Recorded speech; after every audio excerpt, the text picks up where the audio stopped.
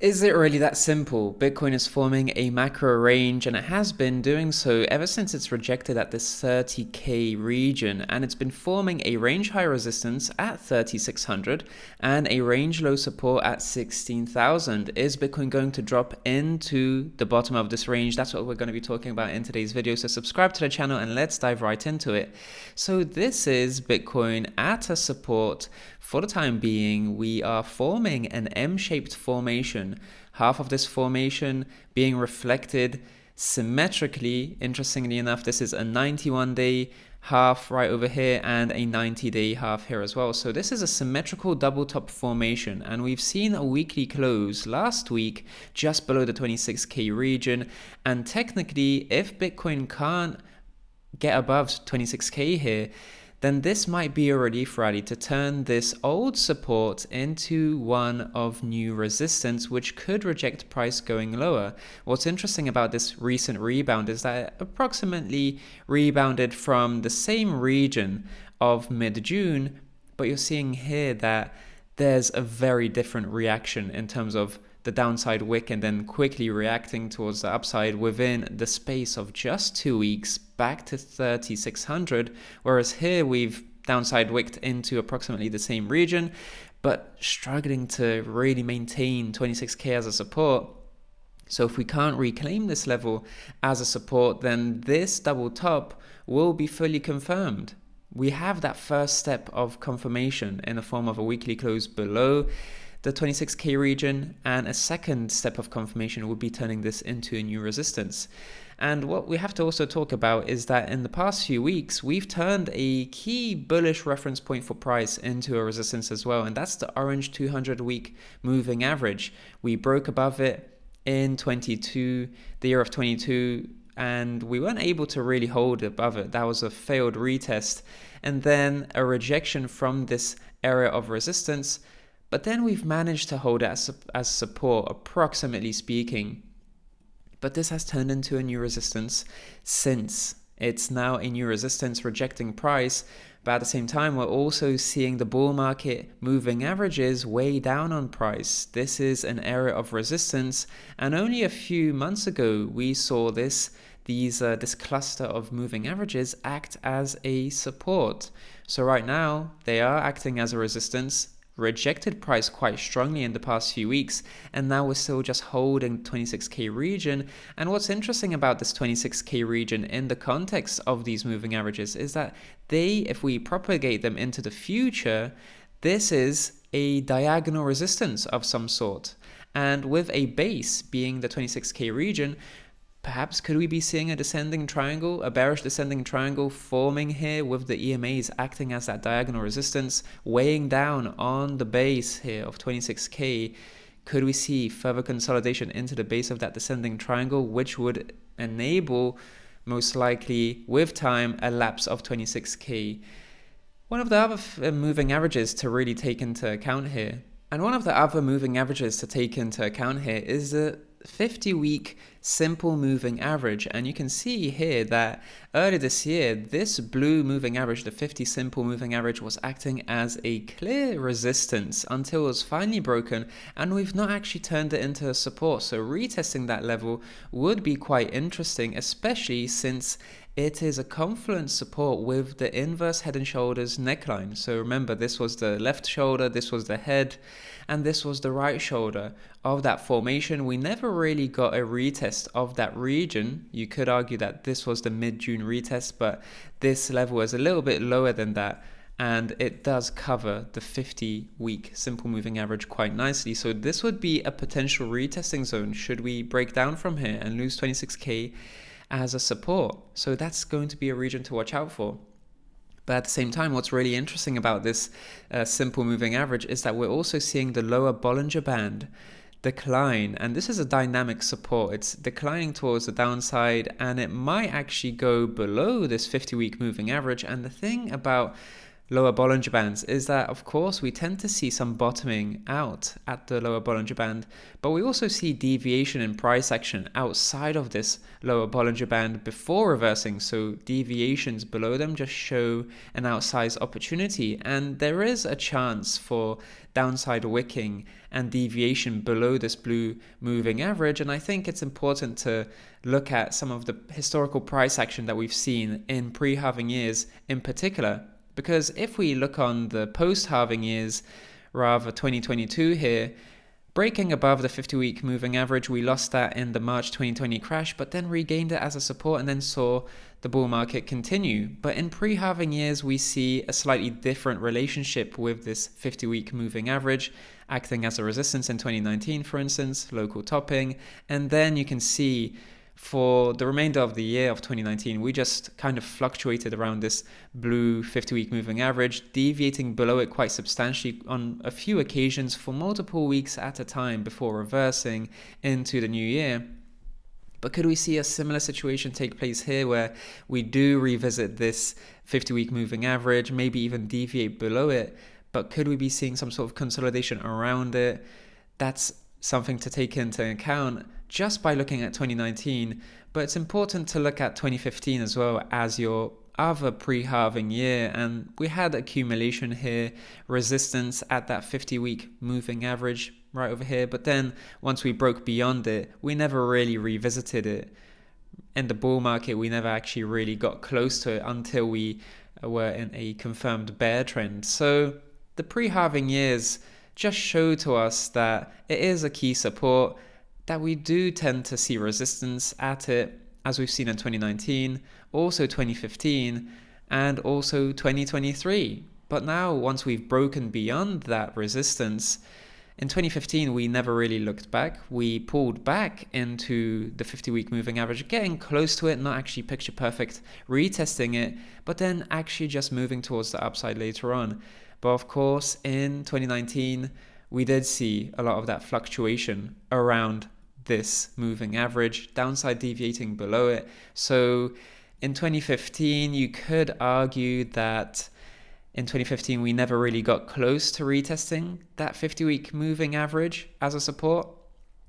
But then in 2019, we actually deviated below it. We touched it and actually went below it.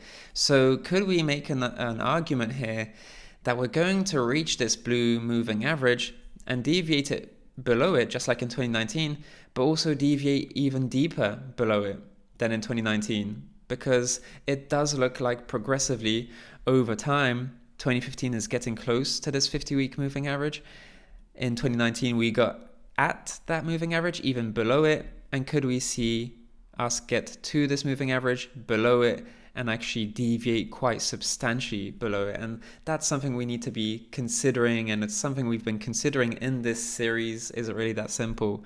And one of the things to also mention about the 26K region here is that we've broken this RSI support region, and we're in a clear downtrend on the RSI. We have two downtrends, the primary downtrend, which is the thick blue line, but also the secondary downtrend, which is the dotted line right over here. So we've broken that support region. That support region is probably going to be a resistance region should we flick up here in the RSI. And we're going to be talking about, is there some scope for short-term relief rallying in the RSI? If it were to flick up to this region, then probably we would see a relief in price action. And we'll be talking about that in a bit more detail later on in the video. But that would probably be a resistance area should we see the RSI flick up, and where price action stops once we get to this resistance area on the RSI. So for instance, should we get to 27,200, 27,500, for instance, if we get to the RSI resistance area right over here, then at that point at 27,500, 27,200, that's where we'd probably see a rejection, because the RSI would reject from this old support and turn into a new resistance. And that flick up is something to really consider, because we have a long-standing higher low here, a long-standing trend line developing, and this is just a support region waiting to be tested. And of course, we're slightly flicking up from it. Still, there's scope to go below it, and in fact the RSI, whenever we see deep downside, the RSI tends to deviate and then course correct. So there is scope for a bit more downside in the RSI and as a result, downside in the price action. But this trend line is one to really watch out. The only question is, do we touch this trend line first and then rally to this resistance area, or do we flick up to this resistance area and then reject from there and back to this trend line support? Either way, we're consolidating inside these two trend lines here, the lower high trend line and the multi-month high low, and we're probably going to be seeing consolidation in this RSI between these two levels in the coming months, really going into 2024, as this is essentially forming an apex of a wedging triangular structure. So we'll probably see a major trend confirmation whether the RSI breaks beyond here, beneath this higher low, or we break into a new uptrend after this period of consolidation within this triangle. It really does depend on where we are. At the moment, this isn't being retested just yet as a support, but it could do in the coming weeks. But when it comes to that relief rally, really, this bull market cluster of moving averages, bull market moving average cluster here, we see that the 50-week EMA is around 26,800 and the green 21-week EMA is at the 27,200 region. So this is going to be a cluster of resistance, as we've seen on the grayscale hype from a few weeks back. This is where we upside wicked into. So this is going to be a resistance should we manage to reclaim 26k as a support and then rebound higher. But the thing about that is also that we have a def cross, and this is something that we briefly spoke about with Benjamin Cohen yesterday on the podcast, on the TA panel for Real Vision. We spoke about a def cross quite briefly, and that this is around the 27,600 region. So this death cross has happened. It is going to be a resistance area, as we've seen, in fact, a few weeks ago. So if we do relief rally from these regions, 27,600 would be one of those areas to consider as a point of rejection. And also this cluster of moving averages at the 27k region, roughly speaking. So a confluent resistance area is something that we're seeing. And just to add to that, aside from the cluster of moving averages, we can see that this area of support for the monthly time frame was breached as support earlier or later in August. So what was once a downside wicking strong support, we've seen a rebound to 31k and we've lost it as a support in August. So as with lost supports, we can always expect a relief rally to turn that old level of support into new resistance. And if we do see a relief rally from here, just to tag that region, that would be 27,200, which is approximately confluent with those bull market moving averages. So it's quite interesting that this monthly level is really confluent with the bull market moving averages that we mentioned a little bit earlier, here at 27,200, 26,800. But it's also interesting to see that the death cross resistance area is also 27,600. So it kind of assumes that if we were to rebound into the 27,600 region, then we'd have to deviate towards the upside a little bit beyond this level, right? Because this level is 27,200. So upside wicking beyond it would give us a lot of hope that, well, maybe this level is going to actually be reclaimed as a support. But what if we actually reject from the death cross and then ultimately wick below this level and then reject lower? Because of course, with key resistances, we've seen upside wicks in the past, and this is something that we could see once again into 27,600, maybe even 28k if we see some sort of really strong relief. But if we can't monthly close above this 27,200 level this September, then we could be seeing further downside. And in fact, maybe we don't even need to relief rally into 27,200. Maybe we just lose the double top support region and go lower. Really depends, because the short term isn't really that clear. We do have a midterm bearish bias simply because we've lost a key level of support on the monthly time frame, but whether we relief rally in the short term and whether we upside wick by a few $100s or not, that really isn't that important in terms of the macro sense of where we're going in terms of direction. And for the time being, it does look like we might be going lower. So is it really that simple? The 26K region is acting as that really crucial support here.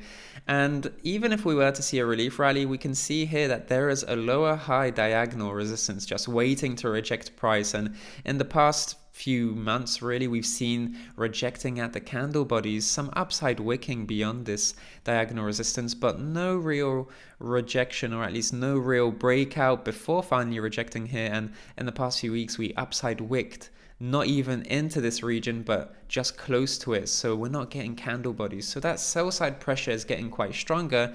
So it'll probably be a stronger rejection should we get here, even if we're able to, because this candle showed us that we're not really able to break beyond that cluster of moving averages at all. So this would be a next resistance to watch out for if we're able to relief rally at all. Lose 26K, however, and we drop into the neckline right over here, which is confluent with that 50-week SMA. But if we actually lose that region, for instance, rebounding from the neckline and then testing 26K as a resistance again, and then back into the neckline, then we could actually potentially lose this level as a support and drop in.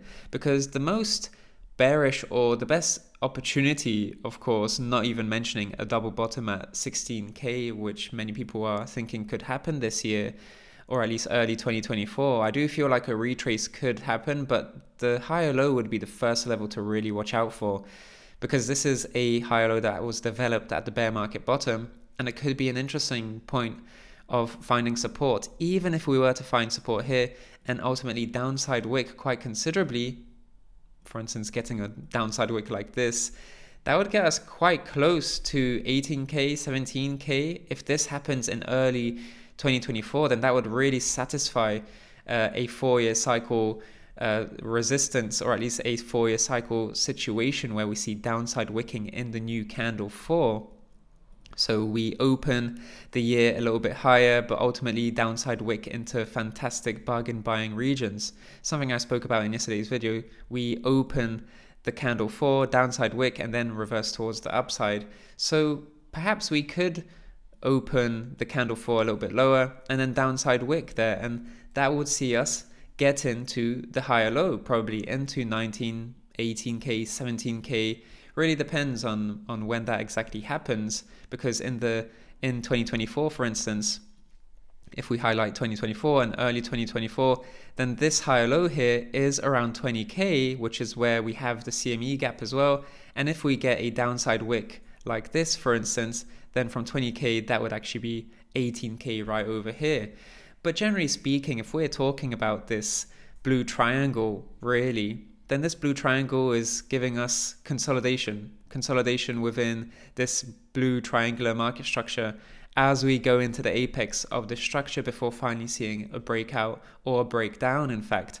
And what's interesting about this blue triangle is that around the April 2024 halving, we actually have that really important apex of the structure. So I'm sure that we won't be consolidating in this triangle going into that region, because we have a pre-halving relief rally. We also have a pre-halving retrace.